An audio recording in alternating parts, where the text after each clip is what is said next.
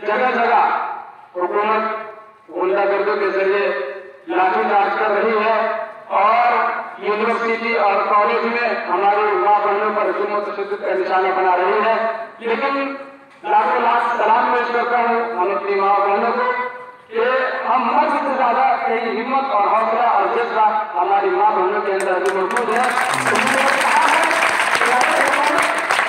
अगर हुकूमत हमारे जान को ले लेती है फिर भी हम इस जगह से हटने वाले नहीं है। हुकूमत ये चाहती है कि डंडा और बारूद के जरिए हम इनके कदमों को डगमगा देंगे, हिला देंगे। लेकिन हमारे माँ बहनों को सलाम कि उन्होंने कहा कि आप कुछ भी कर लो, मैं उस वक्त तक अपने कदम को पीछे नहीं कर सकती जब तक आप इस काले कानून को वापस नहीं ले लेते। मैं इशारा कर रहा हूँ कि हमसे